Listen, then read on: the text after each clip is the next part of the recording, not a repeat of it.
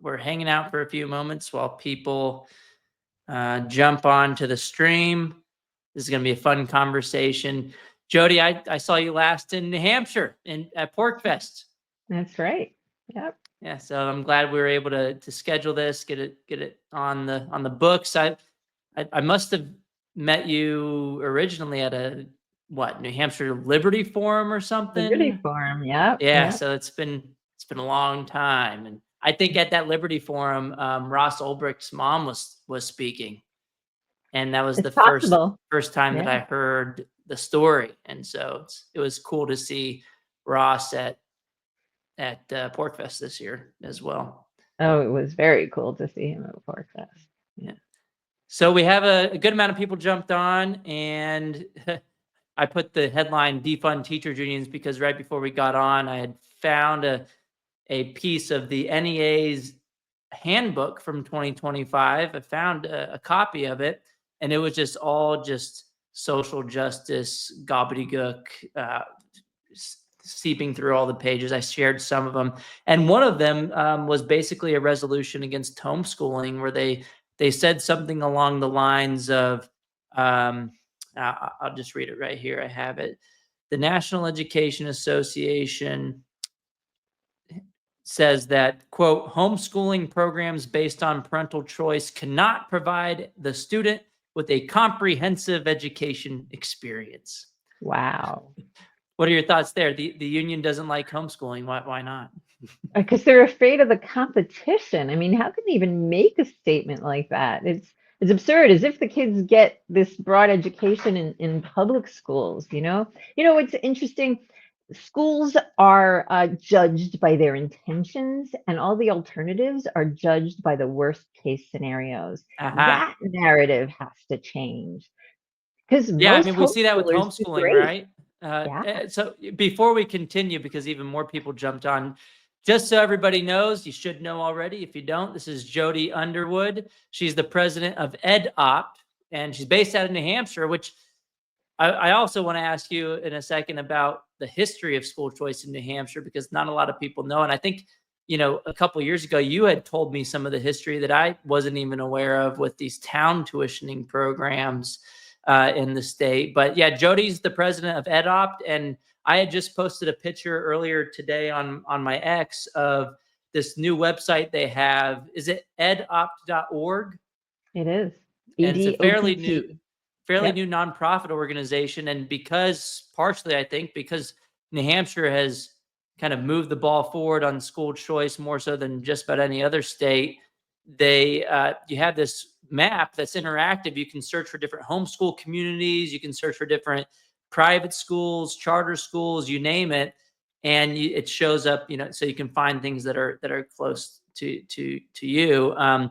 But so yeah, the I don't know where I was going with that, Jody, but yeah, tell me a little bit about that history that you had told me a couple years ago with school choice in New Hampshire being kind of one of the leading states historically. Well, yeah, no, it's funny. I mean, it got rolled back, but historically, um, northern New England, so that's Vermont, New Hampshire, and Maine, all have this thing called town tuitioning, and they still do. And then back in like 1950 or so, New Hampshire decided, well, and sorry, what was town tuitioning? That meant that tax dollars paid for your kid to go to school, whether it was a public school or a private school. And in 1950, New Hampshire decided, no, we can't pay for private schools anymore. And that started And in the 1800s originally. yeah, that's right. Yeah, the late 1800s. Um, and so I was on the school board in my local town, a small town, population 800. Um, and we we got out of an agreement with a school district and started town tuitioning. And it's easy to start town tuitioning. It's hard to get out of those contracts, though. And when we started town tuitioning, we went through this process of writing a withdrawal plan, which included all the schools that parents asked for. And that included religious schools and private schools and just everything. And so we put it on our thing, and the state had to review it, but they didn't get to approve it. So it was very interesting. And they were like, well, you can't send kids to religious schools, but you can send them to private schools as long as they're approved. And we're like, oh, okay then. And so that's what we did. And we started sending kids to the local Newport Montessori school, which was way cheaper than the public schools. And then they Which taught us, the public schools spend now what in New Hampshire per student? uh, the number is $27,000 per kid. 27,000. It's crazy. Yeah. And the population is going down of school age children, and the costs are going up. I mean, even beyond that per student cost, they're going up like crazy. So That's crazy. anyway, And what's the state of play with school choice now in New Hampshire? So you had these town tuitioning programs, the first in the nation, which, by the way, these ones were also designed for kids in rural areas. oh God, yeah. Yeah, so same with Maine and Vermont. We are all rural states. Yeah. Everybody just has small towns with village schools, and then they send their kids to, a high school that's farther away. That's how it typically works. Yeah. And now what's going on with the education freedom accounts? A lot of people know about education savings accounts, but the Live Free or Die state had to basically one up the ESA and call them EFAs. I think it's a better name, honestly. Me too. Savings is a funny name. I thought so from the beginning. But yeah, I mean, it is an ESA program, and we just call it Education Freedom Accounts, EFAs. And the law just got passed this year that it's universal now, so all families can take advantage of it. I mean, that's the story. I mean, you know all about ESAs. Yeah. New Hampshire became the most recent state to do so. In 4 years, there's now 17 states with some form of universal school choice. Some are better than others, obviously, or more expansive. My home state of Texas, we were right before New Hampshire, and I would say New Hampshire's is better because there is a cap, right? But it's not a binding cap right now, and it has an escalator in it, meaning, so like in Texas, just for the Texas listeners, there's 100,000 student cap here. So if 200,000 students apply in the first year, you're going to have a wait list of 100,000 kids. A lot of people aren't going to be happy. There's 6 million school-age kids in Texas. We don't have an automatic escalator like you guys have in New Hampshire, which basically says if you get near that cap, we're going to increase the number of allowable scholarships by 25% or something. I think that's right. Yeah. And they have reached it. The cap was 10,000. I mean, New Hampshire is much smaller than Texas. Yeah. Our whole population is 1.3 million with about 160,000 school age kids. So what can the EFAs be used for? Is it obviously private school tuition? Can homeschool families pocket the money and say I'm a homeschool family now and I'm just going to pay myself a salary, or does it have to be used for like curriculum and textbooks and stuff like that? Anybody you pay has to be approved by the Children's Scholarship Fund or the state. I mean, depending how you look at that, they're an arm of, Department of Ed for that. So for homeschooling, I mean, you can basically buy anything a public school can buy. You can buy musical instruments, computers, you can go skiing, you can do all sorts of things. I mean, obviously, textbooks, curriculum, things like that, but martial arts and there's a lot of things on the list that are approved because the public schools do the same things. Is there any backlog with the systems? I've heard of other states where they've, because they're so expansive in how many things that you can use. Is it basically, in order to spend the money on something, do they have to approve it before you can spend the money, or do you spend it and then kind of get a reimbursement, or how does it work in New Hampshire? Yeah, there's like a wallet. And so if you're going to use that wallet, the place and the thing that you get have to already be approved. So some are pre-approved, right? Yeah. And some are not. I mean, you can buy things on Amazon, so I would guess they'd have to approve the actual product there, right? Yeah. So I think the next frontier on the school choice, landscape is basically, look, step one is policies change, and we've seen a lot of red states and now New Hampshire kind of moving the ball forward with the state portion of funding following the child. I think the next battle, which we talked a little bit about Pork Fest, is potentially getting the local funding to follow, because in New Hampshire, while you spend $27,000 a kid, the state portion is very small. It's only like what, 4 or 5,000 a kid. Something like that. Yeah, that's an approximation, but good enough. But I think the other, besides the local funding following, I guess the next step is implementation and getting parents to the schools that they want. And I kind of posted on X earlier today something about the Uberification of education, where Uber kind of connected drivers with riders, and it seems like this new organization that you're the head of, EdOpt, kind of helps in a way the providers link up with the customers, the parents linking up with the teachers and the schools. And so could you tell us a little bit more about why this came to fruition, and what kind of demand that you saw, and how the organization's working out now? Yeah, sure. So we started about a year ago. We are a 501c3 nonprofit.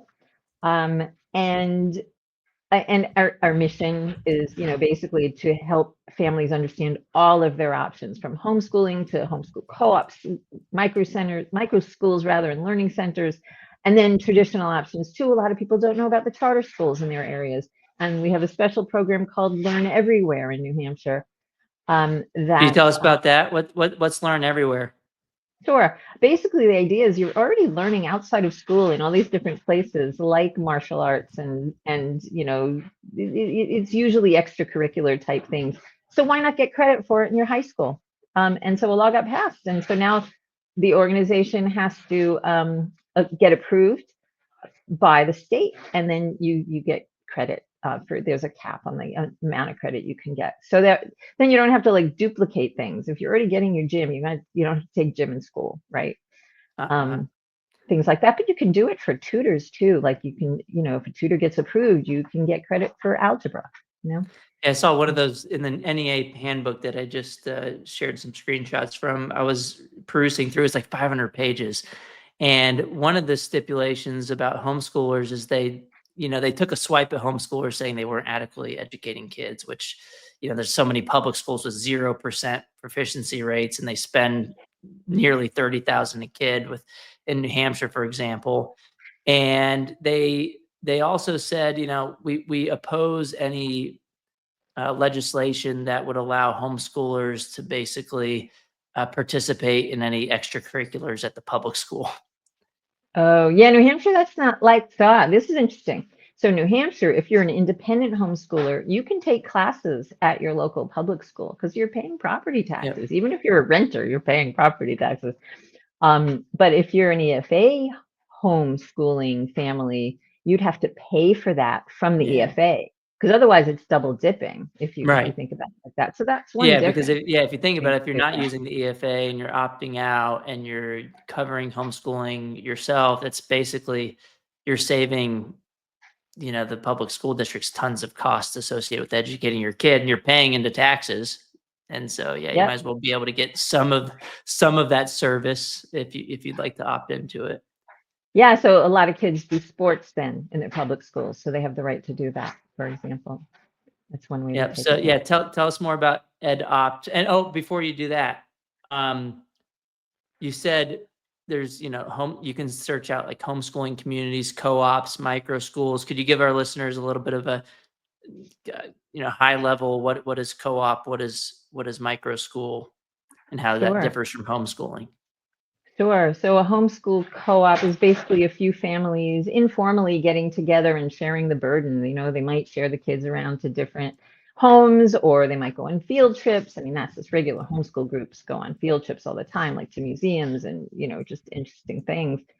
But you might hire a teacher together or something like that. It's just this cooperative kind of thing. And families latch on to that. I had a consultation with a family who didn't know what to do, and they didn't know about co-ops. And when I explained it to them, and they were like, we're allowed to do that? Like allowed. It was fascinating what people don't know and what they think they need permission to educate their own kids, you know? Yeah. I'm allowed to raise my own children. I Exactly. don't And have to we're send all my kid to the brainwashed, government. right? Yeah. They think they have to send their kids to public schools or any school, right?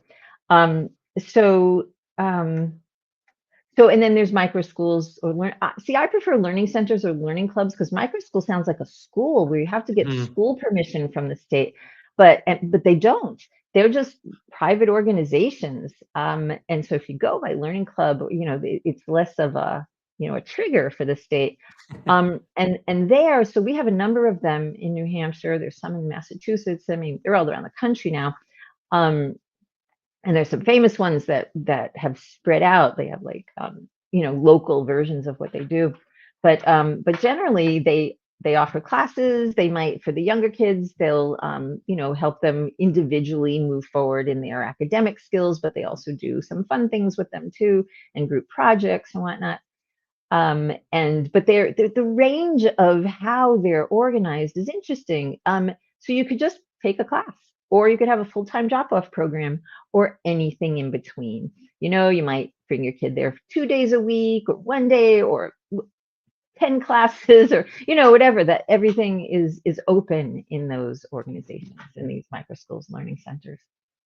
And so So how many I posted the picture of this map earlier from the EdOpt website. How do you know about the top of your head how many providers are listed on the website now? And like what's the tip, like is it mostly homeschool type of offerings, or is it 50-50 home versus brick and mortar, or what does that mix so look like? we have over 1,000 providers on our site so far. But I just heard this statistics today that 90% of them are the more traditional and less traditional, but the brick and mortar. So public schools, private schools, charter schools, which can be more alternative. The Learn Everywhere program, everything we got from the state, right? So it includes religious schools too. Um, so that's apparently 90% of it. And then it feels like it's more than that though, for the other side, for the homeschooling. It's just maybe because I use it more. I don't know. Because I always try to help guide parents to homeschooling. Like that's the first thing you should consider when thinking about alternatives to public schools. Because I think parents just they love their kids. They work with them individually and help them move forward. And any parent with more than one kid will know that all kids are different. And if you send them to school, they're all in this one size fits all situation, which some kids can work with. I get that, but it's for many kids it's just not ideal, and that's just the academic part, to say nothing of values and safety and whatnot. So I So so I start with homeschooling there. yeah, so with the different options, when parents are searching, through the map or whatever, can they see like different ratings or metrics, or is it just based off word of mouth? How does it work? Yeah, it's just informational right now. I mean, maybe things will get added, but so we just have the names and a link to the website of these things, or the group. Like for the homeschool groups, they're often Facebook groups.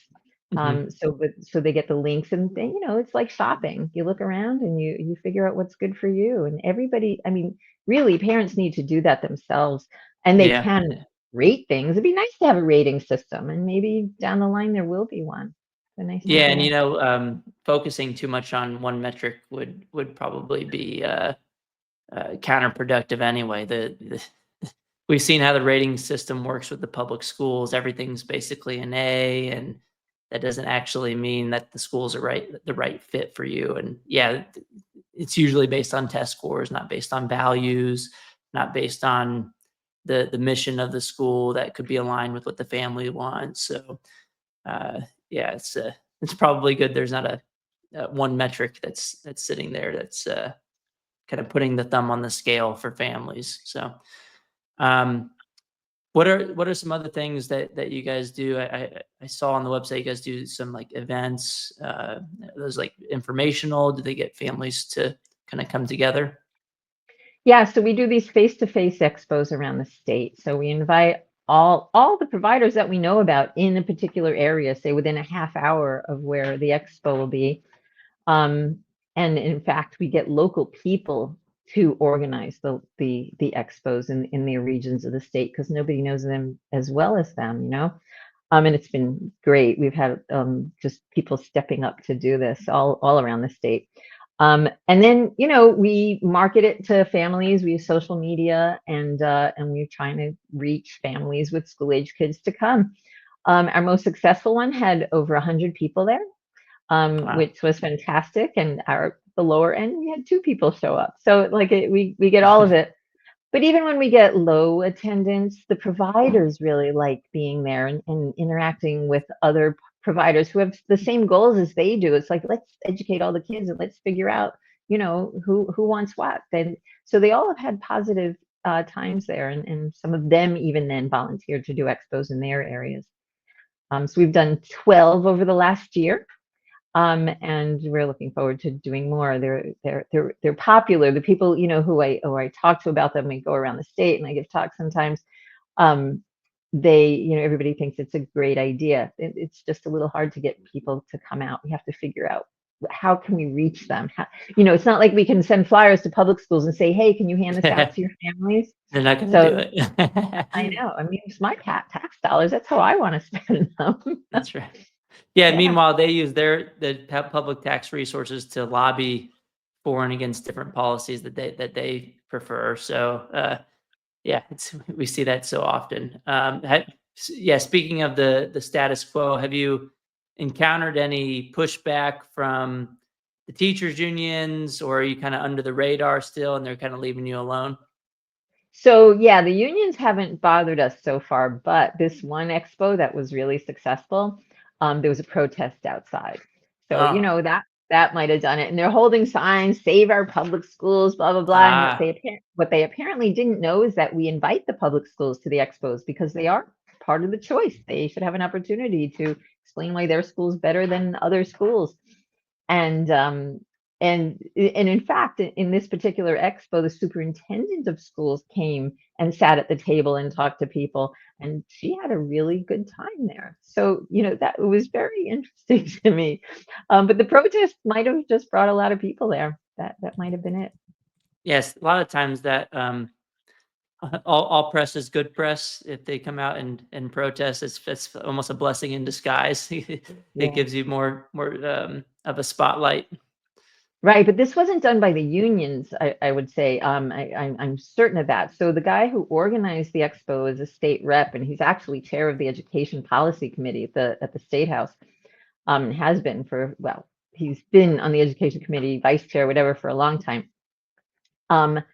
And this was his Democrat opponent from the last couple of elections who didn't win. She's the one who did the protests. Oh, So it was a Democrat running for state rep. candidate. Yeah, candidate. That's right. Candidate. And she didn't win. Yeah. He's a very popular rep I'm tweeting in that his out. region.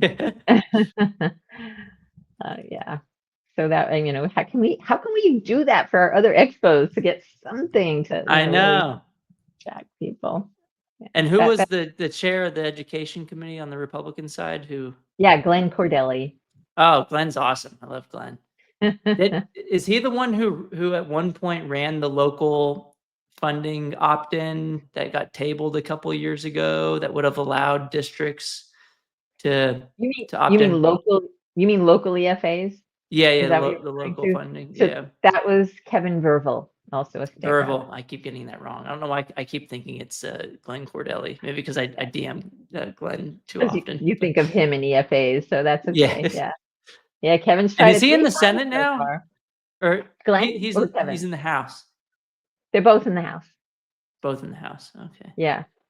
Yeah, you have there's 400 representatives in the New Hampshire House? Correct. The We do. biggest one in the country. And how many other states have kind of this something similar to EdOpt? Because some listeners might be saying, "Well, I don't live in New Hampshire. This sounds interesting. Maybe we should have it in my state. We have school choice." But this Right. seems My like it's understanding not is everywhere. my understanding is there are 12 other states that have it so far. I I don't know offhand. I know Arizona has one. They might even have more than one. Pennsylvania has one. Um, I I mean, I could look it up. I don't know. I haven't met Mhm. these people yet. I'm trying to. I've met a couple of them actually, and those are the two that I've met. So that's why I remember them. But yeah, there's apparently a real demand for this. I read an article not too long ago that said that 72% of families considered alternatives to public schools last year in 2024. Um, and yet, but they didn't move out because first of all, Mhm. they don't know their options, but there also may not be enough places to meet the demand. Like Mhm. we need to really encourage and support the development of more micro schools and learning centers, because those are the ways people can actually do this. There might be, and there are drop-off programs, right? So Acton is a micro school, Prenda, and these are national, right? And they have micro schools all over the country and in, I don't know, all the states, but many of them. Kai Pods is another one, and that's just off the top of my head. Those are the most famous to me. Would you say micro schools and homeschool options are more of a threat to the public schools than the the traditional private schools? Yeah, apparently. I mean, even with EFAs, they won't cover the tuition for the private schools. Mhm. They help, but Yeah. that might not be enough. But private schools have been around a long time, and Mhm. people, unless people with means use them, but not everybody else. But hopefully that's turning. I mean, EFAs have filled up some of our private schools in our area. I can tell you Mhm. that. So Yeah, and I think the EFA, ESA model, where you can use the funds at not just private schools, is really important in rural states in particular because, in Texas, when we were having this battle, and I'm sure you probably heard the same arguments in New Hampshire, is you'd have even some Republicans in my state were saying, "Well, I live in a rural area.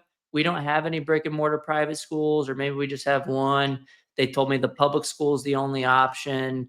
And so, therefore, my constituents don't want school choice because we don't have private schools. And my first response to that would always be, well, then you shouldn't be worried about a defunding of your public schools, because that was the next thing that they would tell me.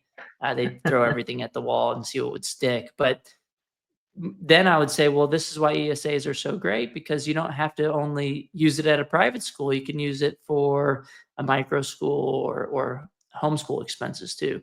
yeah, absolutely.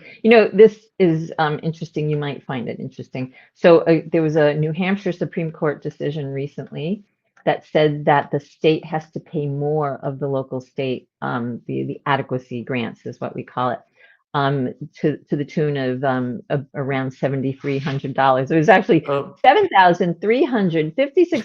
$7,356.01. That was the amount that they came up with. It's like, how did they so come this up was with one of such? those funding adequacy cases in New Yes, Hampshire, that's and right. the state lost, so they had to fork out more money. Even No, see, or no, no. no. Let me jump in here. This is the Ah, Supreme Court decision, and ah. so at the same time, the At the state state legislature, Supreme Court or the US Supreme Court? New Hampshire Supreme Court. Okay. At the same time, the New Hampshire legislature, in the budget bill, which is an omnibus bill, whatever, but in there, they made a statement, and this got signed into law that said, and I paraphrase, the courts are not our boss. They don't get to tell us what to do. So now we will But see the this court coming did year. rule that way with the teachers unions, right?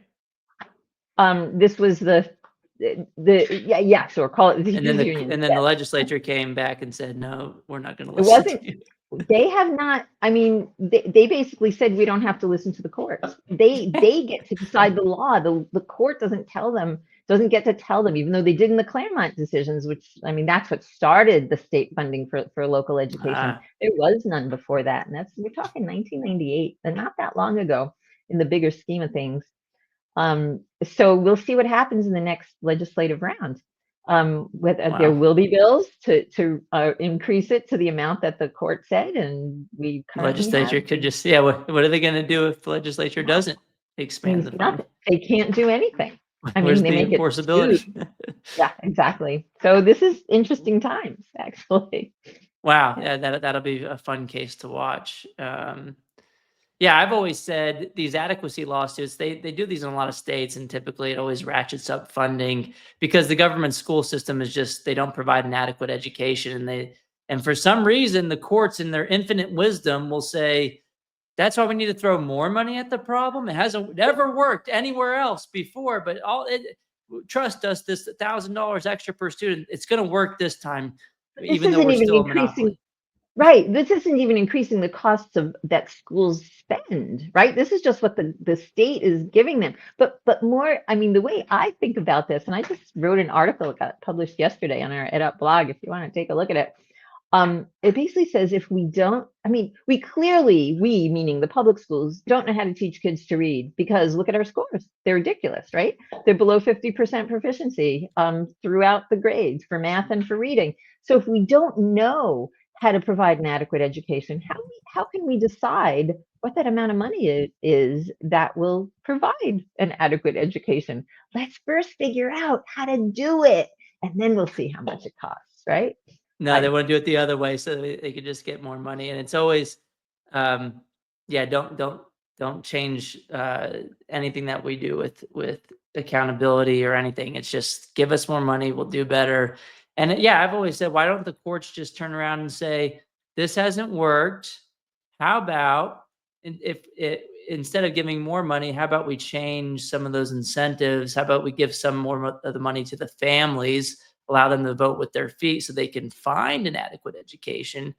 Maybe, but I've never seen that happen. And it's possible they could do that. They could have the ruling result be we're going to mandate school choice, but that just, I guess, that I don't know why it just hasn't happened.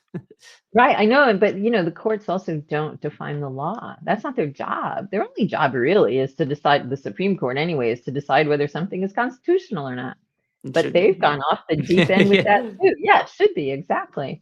Yeah, They're we not even have looking at no, the text of the Constitution anymore. the They're word just, education is not in the US Constitution yet. We still have that department, and they just ruled that Trump could continue firing a bunch of people, which is great. But the three liberal justices sided with the teachers unions. One of them doesn't know what a woman is, apparently. So I guess that's why she got that decision wrong. But it's just, it's crazy that why didn't they take a sidestep and say, why are we even discussing whether Trump can do this? We should just totally get rid of this department.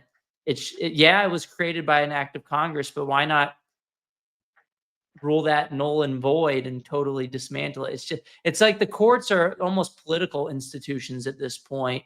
They do things that they think won't rock the boat too much. And I think it's a huge problem. If you get people who really hate the Constitution having a majority on the Supreme Court, it could be a disaster. yeah, it's very true. I mean, they're activist judges. They rule for what they want rather than the reasoning to get them there, and then they sort of. Was there a lawsuit in New Hampshire to stop the EFA program? Like every other state has had one, but I haven't seen one in New Hampshire. Knock I on wood, wouldn't. no. Yeah, I No, wonder why not. there was a lawsuit for the education tax credit scholarship that said that they couldn't use it for religious schools, but they lost that Uh, case. and So and that's is that a Blaine Amendment case, or were they trying to get it to go to the like a First Amendment issue, like up to the Supreme Court? I mean, this isn't even Both. public funding for Yeah. the Yeah. tax Exactly. credit scholarship. It's I mean, so who knows? They just didn't like any money being spent on religious schools. Nobody, too, from the was it Montana case in the U.S. Supreme Court a number of years ago, not too Yeah. many years ago, 2020. that they said that if you're going to spend public money on private schools, that you have to spend it on religious schools. And by the way, that affects town tuitioning in New Hampshire and in northern New England too. So Croydon, Yeah, another case came out of Maine because Maine tried to get around it and say, we're not discriminating against religious schools for being religious. We're just discriminating against religious schools for doing religious things, which is a distinction without a difference. And it got knocked down at the Supreme Court in 2022. But so Jody, I know who you are. I've known you for a long time. And, I know you've always been really, into education reform, and an advocate of homeschooling and liberty. So could you give listeners just a little bit of your background and why you got into this, and yeah, what's your kind of driving force right now with Adopt? Sure. So I mean, the way I think about this is my entire life has led me here. So I have a PhD in learning sciences. And I spent my professional career designing and developing software for learning and for assessment. I worked for educational testing service for a long time, doing innovative learning applications. And I retired just about 3 years ago now, except now I'm not retired because I'm doing this organization, but this is, I wake up thinking about this stuff, and it's great. But so for many years that I mentioned, I was on the school board, I was doing things, trying to fix things within the system. And I got on the school board because I like education. My mother was a school teacher in New York, in New York City. And, I just always kind of had it in my blood. I don't know why. But so I got involved in the school board. I was on the board for over 12 years on the local school board. And trying to make changes there and trying to, get our little one-room schoolhouse to do, base groupings on kids' abilities rather than their ages. And that was a hard thing to do. And it never happened because they just won't. Their training doesn't support it. And I'm also part of another organization called School District Governance Association. And our mission is to help school board members discover their actual powers. The idea that their job is to do oversight of the administration. They don't, when they get elected, many of them, if not all, think they're now part of the administration. Let's work with the administration to get the things done. And then they listen to them because they're the experts. But no, your job is to oversee them and to make sure tax dollars are being spent well on teaching kids. So they're not doing that. They've got owned by or pwned by the teachers unions also. They do. They're really powerful. And yeah, I mean, even in New Hampshire, where we have a lot of good school choice things going on, it's hard to get people who aren't progressives onto school boards. That's another big problem. So we're trying to work in the system and it's just not working. It's like hitting your head against the wall. And so this was like, let's step back. What do I really want? I want kids who are or who don't fit into public schools to be able to get out. And what can we do to do that? And let's try. And so this is what we did.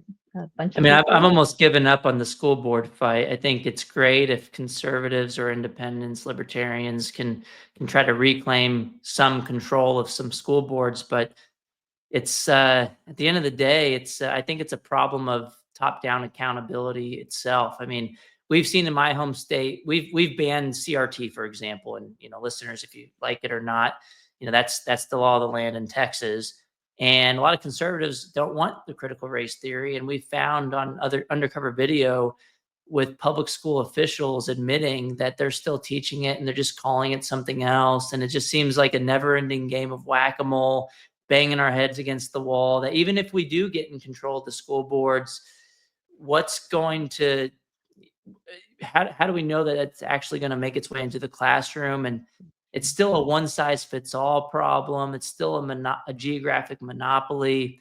And so at the end of the day, I think, Jody, like your organization is so important because you do need bottom up accountability. You need foot voting. You need market based accountability. I think that there are other forms, but I think that's the best that type that exists. It's the most meaningful. Yeah, it's really grassroots. And you got to get people on the ground thinking about this stuff. I think so. Like, you talk about accountability. Most of the laws about schools, and really, honestly, most of the laws have no consequences in them if you don't do them. They're just suggestions. It's just, why even bother? Like, I just don't understand. Yeah, in Kentucky, for example, I was calling them out for using taxpayer resources to lobby against a school choice measure that was on the ballot. Attorney General came out, issued an opinion saying, yeah, this is illegal, you better stop. And basically, they were just like, or what? What are you going to do about it? There's no teeth attached to the law. And so they continued and through the election. And so they're able to put their thumb on the scale and use our taxpayer money to lobby against our own interests. It's insane. It's why I think we shouldn't have any public sector unions at all. There's an inherent conflict of interest there. We shouldn't. I totally agree with that. What's the point? The point was like these, capitalist pigs that are taking advantage of these lowly workers. But wait, that's the government. They're not capitalist pigs, right? They're good people, right? Yeah, no, I don't get it. I don't get it at all. And so your organization EdOpt helps connect families to all types of providers. That could be private, homeschool, micro school, even public schools, charter schools. What type do you think is the best? I know that doesn't mean that you're telling people they have to do that, but what do you think, just from a philosophical standpoint, is the best way to achieve an education? I think parent-led education is the best thing to do. They know their kids better than anybody.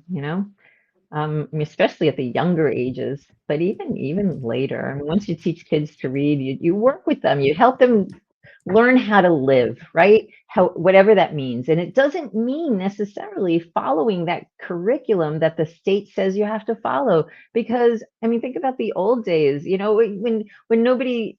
when people left school at 8th grade and then they, had to figure everything out themselves. And these very well-read people came out of those years. And that's like 100 years ago, which honestly isn't very long ago. Like my mother's generation was like that. Self-made man and all that. That was just a very normal thing. And now it's like, no, you have to go through this cookie cutter thing and not learn how to think during the process. Like you're wasting the best years of kids' lives by keeping them in a classroom that they're not being challenged appropriately at their level, what they're ready for, what they want to do, where they want to go. Sorry, I get on a soapbox here about this. So where do you think New Hampshire goes from here? I mean, you have EFAs, parents are connecting with providers. What does the future look like? Well, I'm hoping for more micro schools and learning centers, to build them to meet the demand of people who want to leave the public schools or not start in public schools at all. Do families come to you at all and say like, hey, I heard that there's these things called micro schools. How do I do that? Do you ever have those kind of conversations? Yeah, I mean, people can just set up a time to talk with me on our website to have a consultation. And they, little paragraph of what they're looking for. And, some people want to understand EFAs. Some people, like the woman I mentioned, she's like, I have 2 kids. I don't know what to do. Some are special ed and they don't know, like they feel like they're getting their services in the school, but it's like, but are they really, a lot of people who have pulled their kids from public schools who have special needs kids find that they can meet the needs of their kids better than the schools ever did.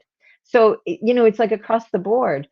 So anyway, yeah, I start with homeschooling and we see where it takes us, and again, it's some people just can't, they have, single parent, full-time job. What are you going to do? So that's why the drop-off programs, I think, are important. Do you have any data? So I guess when people get added to the website, that's just based on you were able to find more providers, right? Or are they sending their information to you saying, hey, I want to be included on your website? Yes, And do the you have latter. like the founding date or like how long they've been around? So it'd That be would be on their, interesting. yeah, That'd that be would on be on their their website. website. Yeah. Yeah, Yeah. it'd Yeah. be We cool got, to put the data together to see like school choice passes, how many have popped up afterwards, and to kind of see that supply respond to demand. right. When you say school choice, you mean EFAs though, Like right? EFAs or just Because whatever that looks like, just to see it over time. I mean, so micro schools have been around for longer than EFAs. So they Yep. started back in like 2010, 2015. And so they started to develop, way before any of this stuff. So You think there's a benefit for teachers too when it comes to the micro school setup? like for teachers to run Like, do micro you think schools. public school teachers might say, to heck with this, I'm going to start a micro school instead? Yeah. There are a lot of teachers who aren't satisfied with schools. They've become stricter and stricter on what teachers can do. And I remember I was handing out flyers at a crafts fair and to everybody actually. And the flyers were for our expos and for what we do. And most people look at the flyers and they're like, oh, this is interesting. Oh, what a great idea, all this. And then there were a few people who were like, well, I'm a public school teacher. And I was like, oh, so have you ever thought about leaving the public school and starting like a, micro school? And they're like, huh, I'm retiring in 2 years. I'm going to think about that. They're waiting for their pensions, and I get that, that's all good. But the even younger teachers might be willing to do it. That's more of a risk, but how much fun could that be? So when you had that protest outside your event, did you go and talk to those people? Did you hear anything in the media, or what was kind of the result of it? I went out and took pictures. Free Um, advertising for EdOpt. Yeah, but I didn't actually walk up to anybody. I suppose I should have and said, what are you doing here? What do you think? Blah, blah, blah. But I didn't do that. I really needed to be inside. I had a lot of work to do inside. But it was a bunch of older people, gray-haired people like me and older, who were holding the signs. And it's like, wow, they don't even have kids in school. And they look at me and like, you don't have kids in school. Why are you doing this? It's like, because I care about the kids, I care too about like our freedoms, because if you are not a thinking person, you're going to just vote on what anybody tells you to do. And the point of a public education, at least I think it is to create an educated populace. And I think the public schools have failed. I think they're a failed experiment, in my opinion. Yeah. What are some reasons for that? What do you think the public school system is doing right now? I mean, they're not teaching kids to read or think. Like, let's start there, right? I mean, some get through, right? And they succeed, but I would give credit to their parents rather than to the schools, right? These are the parents who read to their kids when they were little. These are the ones who have aspirations for their kids. So they're homeschooling anyway. So they're homeschooling, and then they're going to school just to kind of be there throughout the day, and then they already knew the material. That's right. And the self-directed learner kid who does well in school because they're making themselves do it, it's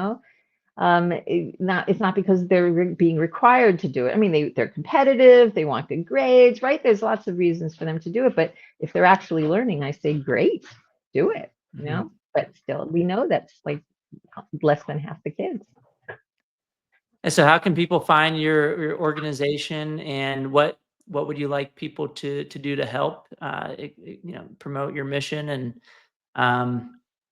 Sure. what are next steps for listeners? So our website is edopt.org. That's EDOPT .org. And if you live in New Hampshire, tell people about us.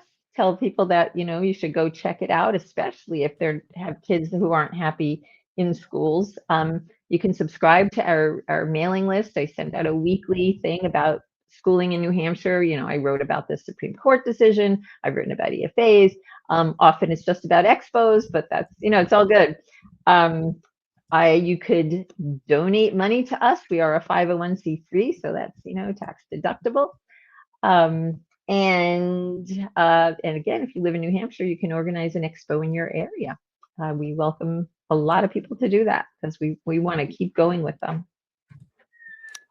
All right, cool. Thanks, Jody, for joining me. I will say we have a lot of people still on, so I hate to end the live stream, but hopefully they'll go check out EdOpt. I love the stuff that you're doing, Jody. I've known you for a long time, and this is great that we can't just stop at passing the bills and getting the policy across the finish line. Once the vote's done, I think a lot of this real work starts, and Jody's on the ground in New Hampshire, making sure that families know what their options are, whether that's a public school, private school, charter school, home-based education option, and so on.